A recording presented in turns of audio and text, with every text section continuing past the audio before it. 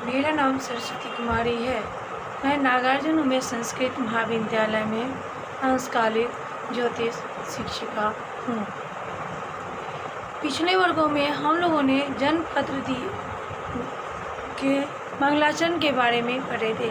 आज हम लोग जन्मपत्र लेखन यानी जन्मपत्र का लेखन किस प्रकार से होता है उसका अध्ययन करेंगे। जन्मपत्र लेखन जो है, जन्मपत्री जो हम लोग रिपोर्ट जो बनाते हैं उसमें पहले क्या लिखा जाता है उसके बारे में पढ़ेंगे।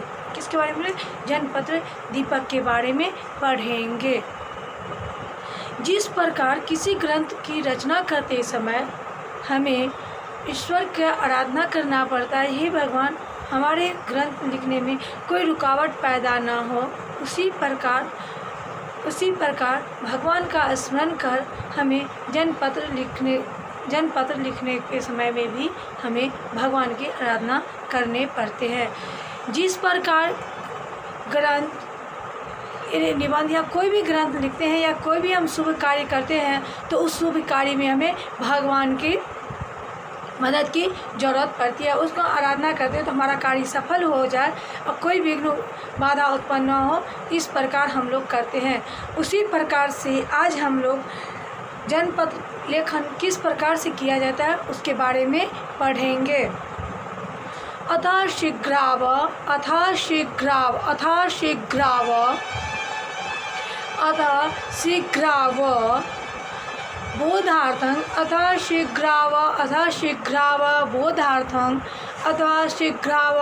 बोधार्थं जन्मपत्रस्य लेखनं वक्ष्ये संक्षिप्तः सम्यक् छात्राणां सुखदायकम्। अथ शीघ्रावबोधार्थं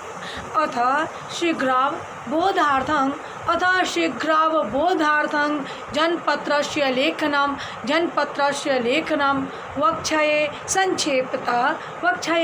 संक्षेपतः सम्यक् छात्राणां सुखदायकम्। किम सुखदायकम्?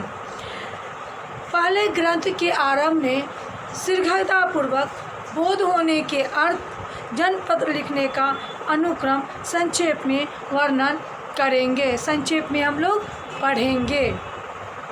जो अनुक्रम विद्यार्थियों को भली भांति सुख देने वाला होगा। जिस प्रकार किसी ग्रंथ की रचना करने के लिए हमें सबसे पहले हम अगर कोई शुभ कार्य करते हैं, सभी भगवानों का अगर हम पूजा पाठ करते हैं, उस पूजा पाठ में बाधा ना उत्पन्न हो तो हम गणेश जी का स्मरण करते हैं। उसी प्रकार हम पुस्तक लिखने के समय हम ईश्वर की आराधना करते हैं, कोई बाधा उत्पन्न ना हो। उसी प्रकार से हम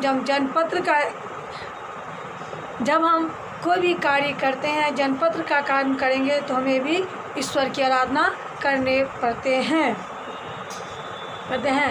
इस ग्रंथ के अतः शीघ्राव बोधार्थं अगर शीघ्र बोधार्थं बोध अर्थ के लिए बाधा न हो, शीघ्र बोधार्थं जन्मपत्र से लेखन जन्मपत्र का लेखन वक्ष्ये संक्षिप्त वक्ष में या हम लोग जो संक्षिप्त में जो जन्मपत्र लेखन करेंगे उसका हम लोग जो सुखपूर्वक अध्ययन करेंगे। अतः शीघ्राव बोधार्थं शीघ्र बोधार्थं बोध के लिए छोटी सी टिप्पणी जो हम लोग रिपोर्ट, जिसको हम लोग गाँव घर की भाषा में या हिंदी भाषा में लोग गाँव घर में जो रहने वाले हैं वो लोग जन्मपत्री को टिपोट बोला जाता है, जन्म कुंडली को टिपोट बोला जाता है।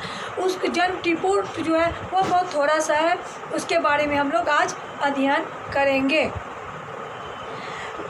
जन्मपत्रस्य लेखनम जन्मपत्र का लेखन वक्ष्ये संक्षिप्त हम उसका उल्लेख करेंगे। सम्यक छात्राणाम, सम्यक मीन्स अच्छा, छात्रों को सुखदायकम जिससे उसे सुखदायक प्रदान हो, फल प्रदान हो। आदि में मंगल श्लोका, आदि में हम लोगों ने पहले ही बता दिया आप लोगों को, जो भी हम कोई शुभ कार्य करते तो हमें मंगलाचरण आशीर्वादात्मक वस्तु निर्देशक में 3 होते हैं। जब हम कोई भी शुभ कार्य करते हैं, पुस्तक का, ग्रंथ का रचना करते हैं, उसमें हमें मंगलाचरण की आवश्यकता पड़ती है। उसी प्रकार जब हम जन्मपत्री बनाते हैं तो उसमें भी हमें मंगल श्लोक की आवश्यकता पड़ती है। आदि में मंगल श्लोक का, आदि में हम लोग मंगल श्लोक की निर्माण करते हैं। आशी श्लोक का तथा परम, उसमें हम लोग मंगल श्लोक की कामना करते हैं और लिखते हैं। गताब्दी विक्रमास्य, आदि में मंगल श्लोका, आदि में मंगल श्लोका, आदि में मंगल श्लोका, आशी श्लोकास्ततः परम, आशी श्लोकास्ततः परम। गताब्दी विक्रमार्कस्य, गताब्दी विक्रमार्कस्य शालिवाहन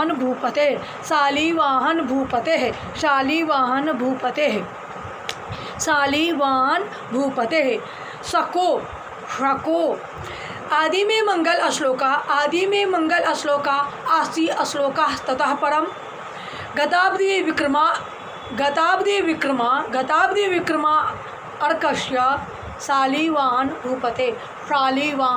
भूपतेः असो शको अयन तुर्मासश्च, शको अयन तुर्मातश्च, शको अयन तुर्मासश्च पक्षभेदस्तिथिस्तथा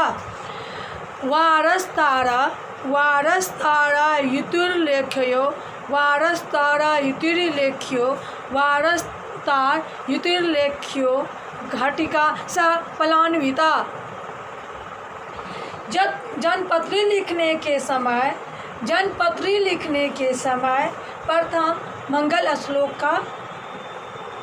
श्लोक का ध्यान करते हैं। फिर जब हम लोग मंगल श्लोक लिख लेते हैं तब उसमें आशीर्वाद श्लोक लिखते हैं। क्यों लिखते हैं? आशीर्वाद श्लोक उसके महाराज विक्रमादित्य के गत वर्ष महाराज विक्रमादित्य की जो शक संवत है उसको लिखते हैं। उसके बाद शालिवाहन राजा जो थे उसका संवत लिखते हैं। फिर उत्तरायण और दक्षिणायन लिखते हैं। उत्तरायण, दक्षिणायन व वसंत ऋतु जो भी ऋतु होती है वह ऋतु लिखते हैं। उसके बाद हम लोग मास लिखते हैं, फिर पक्ष लिखते हैं, तिथि लिखते हैं, वार लिखते हैं, नक्षत्र, योग, इस पर जन्म, समय, घटिपल आदि लिखते हैं। जनपत्री लिखने के समय, जनपत्री जब हम लिखते हैं तब हम लोग मंगल श्लोक लिखते हैं। मंगल श्लोक के बाद हम लोग आशीर्वाद श्लोक लिखते हैं। आशीर्वाद श्लोक लिखने के समय महाराज विक्रमादित्य का जो गत वर्ष है संवत है वह लिखते हैं। उसके बाद हम लोग शालिवाहन राजा के जो है समय लिखते हैं। उसके बाद उत्तरायण और दक्षिणायन का, उत्तरायण होगा तो उत्तरायण और दक्षिणायन होगा तो दक्षिणायन लिखेंगे। उसके बाद ऋतु लिखेंगे, जो ऋतु होती है उस ऋतु का हम लोग कहते हैं। जो राशि रहती है उस समय में, जो जन्म के समय में जो राशि होगी वह राशि लिखेंगे। जो मास होगा वह मास लिखा जाएगा। जो अयन होगा वह अयन होगा। जो वार होगा वह वार लिखा जाएगा। तिथि लिखा जाएगा। योग, विश्वकुंभ आदि इस प्रकार से लिखा जाएगा। करण जो होगा वह करण लिखा जाएगा। जन्म समय में शक संवत, गत वर्ष, अयन मास, पक्ष, तिथि, वार, नक्षत्र, योग, समय, घटिपल सहित लिखते हैं। एक जनपत्री में जो लिखा जाता है उसके बारे में हम लोगों ने अभी अध्ययन किया। एक बार फिर से हम लोग अध्ययन करें। जनपत्री लिखने के समय मंगल श्लोक, आशीर्वाद श्लोक, मंगल श्लोक, आशीर्वाद श्लोक, शालिवाहन शक संवत, समय, ईस्वी, अयन, ऋतु, अयन, उत्तरायण या दक्षिणायन, ऋतु, मास, पक्ष, तिथि, वार, नक्षत्र, करण, योग, घटिपल सहित ये समय दे करके हम लोग जनपत्री का जो है छोटा सा जनपत्री का निर्माण करते हैं।